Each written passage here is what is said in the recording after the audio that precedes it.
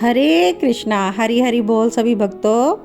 आप सभी Krishna devotion channel से जुड़कर भक्ति के वीडियोस देख रहे हो और भक्ति के वीडियो के साथ साथ हम बहुत ही प्यारी गाथा हमारे प्रभु श्री कृष्णचंद्र की हम कृष्णचरित अमृतम श्रवण कर रहे हैं, जो कि हमारे कानों में जाकर रस घोल रहा है और हमारे हृदय में प्रभु के प्रति प्रेम प्रस्फुटित कर रहा है। मेरे राधा श्याम सुंदर ऐसे तो त्रिलोकीनाथ हैं, लेकिन मेरे प्रभु श्री कृष्ण को एक प्रसिद्ध चोर कहा जाता है। क्यों कहा जाता है? क्योंकि वो कानों के माध्यम से हमारे हृदय में प्रवेश कर जाते हैं और हमारे जन्मों जन्मों के जो अर्जित पाप हैं उनको हर लेते हैं। तो बोलिए हरे कृष्णा। तो आइए मेरे प्रभु की प्यारी लीला को हम श्रवण करते हैं और बढ़ते हैं कृष्णचरित अमृतम भाग 236 में। और यहाँ हम पहुँच चुके हैं उद्धव और गोपी संवाद तक।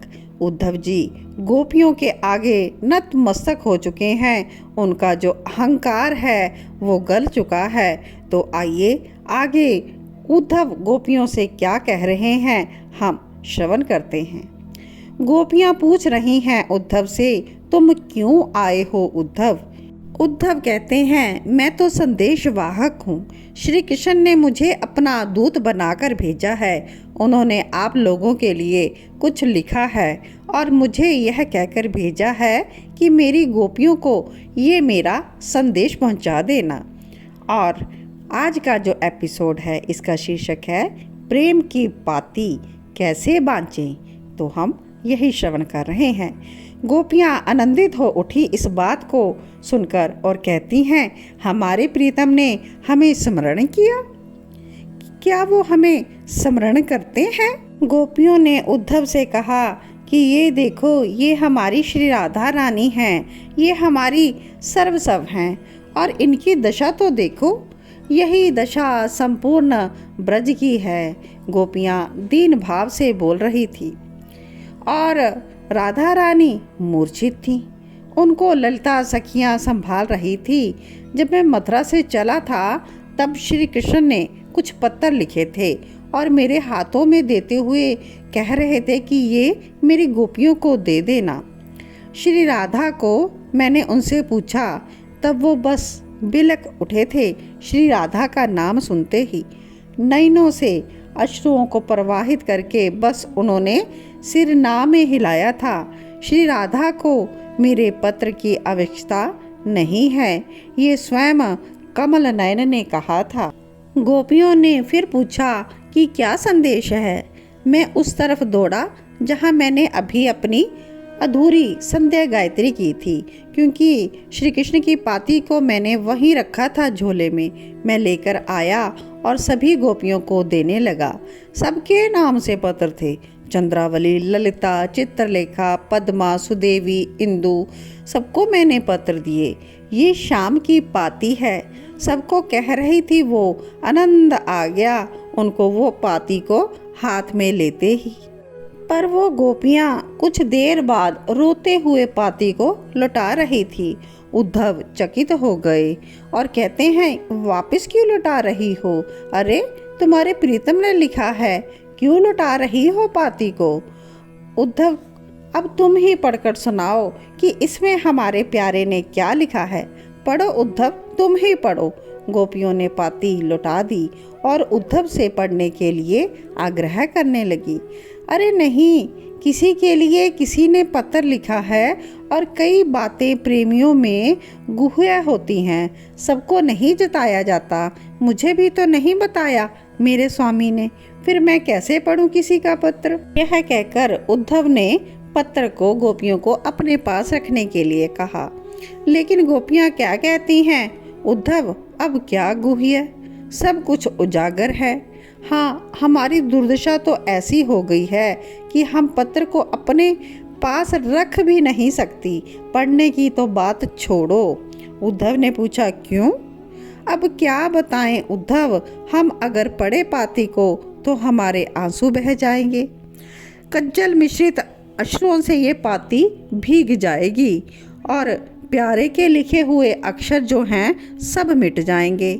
और उद्धव, अगर हम इस पाती को अपनी छाती से लगा लें, यह सोचकर कि हमारे प्यारे ने लिखी है, तो सच कहते हैं ये पाती है जो अभी जलकर राख हो जाएगी, क्योंकि हमारे हृदय में विरह की आग धधक रही है। इसे थोड़ी चिंगारी ही तो चाहिए। उद्धव, हम क्या करें? ये कहते हुए गोपियां दहाड़ मारकर रोने लगी। अब उद्धव को श्याम सुंदर की पाती अपने हाथों में लेनी पड़ी और अब इन्हें ही सुनाना था।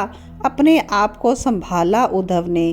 पत्र में जो लिखा था उसे एक बार देख लिया। ज्ञान मिश्रित संदेश था श्री कृष्ण का। यह देखकर उद्धव को अच्छा लगा। कहते हैं कि इसमें तो मैं अपना योग ज्ञान भी जोड़कर गोपियों को बता सकता हूँ। और उद्धव तैयार हो गए पाती के माध्यम से अपना ज्ञान बढ़ाने के लिए। तो आज का एपिसोड यहीं पर विश्राम लेता है, लेकिन श्री कृष्ण चरित अमृतम भाग 237 इसी के रिगार्डिंग है कि उद्धव आगे पाती को पढ़कर क्या सुनाते हैं। तो हम इसी में भाग कंटिन्यू रखते हैं और अगला भाग हम श्रवण करते हैं। श्री कृष्ण ने लिखा, हे मेरी प्यारी ब्रज आंगनाओं, मेरी बात अब ध्यान से सुनो। मेरा संदेश भेजने का कारण इतना ही है कि मैंने तुम लोगों से कहा था कि मैं आऊँगा, मैं शीघ्र मथुरा से लौटकर आऊँगा, पर मैं नहीं आ पाया। इस बात का मुझे खेद है। इस बात से तुम मुझ पर अप्रसन्न भी होंगी और मेरे वियोग के कारण तुम दुख के भंवर में भी फंस गई होंगी। पर मैं एक बात कहता हूँ, हाँ, लौकिक दृष्टि से देखा जाए तो मैं तुमसे दूर हूँ, तुम्हारा और हमारा वियोग है, पर वास्तविकता ये नहीं है। अब तुम कहोगी कि दूर तो हैं। अब इसके आगे उद्धव ने अपनी बात आगे व्याख्या में जोड़ दी। तुमसे श्याम सुंदर दूर तो हैं, पर दूरी नहीं है। द्वैत में अद्वैत में कहाँ दूरी? जहाँ दो प्रतीत होते हैं वहीं दुख विषाद घना छाया रहता है, पर जहाँ अद्वैत नहीं है वहाँ ना दुख है ना विषाद, क्योंकि वियोग नहीं है ना। यही वास्तविकता है। हे मेरी गोपियों, आत्मा के रूप में हम सब एक हैं, सब एक हैं, यहाँ द्वैत है ही नहीं। अब तुम कहोगी भिन्न भिन्न तो सब है, द्वैत तो है ही। नंदगांव, बरसाना, गोवर्धन, रावल, ये सब भिन्न भिन्न नहीं है क्या? उद्धव बोले, इसका उत्तर मैंने ये दे दिया जो कि श्री कृष्ण ने। उद्धव व्याख्या कर रहे हैं, गोपियाँ बस सुन रही हैं बड़े ध्यान से। उद्धव व्याख्या करते हैं कि इसे ऐसे समझो, हे मेरी गोपियों, अंडज स्वेद से उत्पन्न होने वाले जीव, मनुष्य, नाना प्रकार के अन्य जीव, वृक्ष आदि, इन सब में क्या एक आत्म तत्व ही विद्यमान नहीं है? और उद्धव पूछ रहे हैं गोपियों से, पर गोपियाँ ना हाँ में कहती हैं और ना ही ना में, बस सुन रही हैं।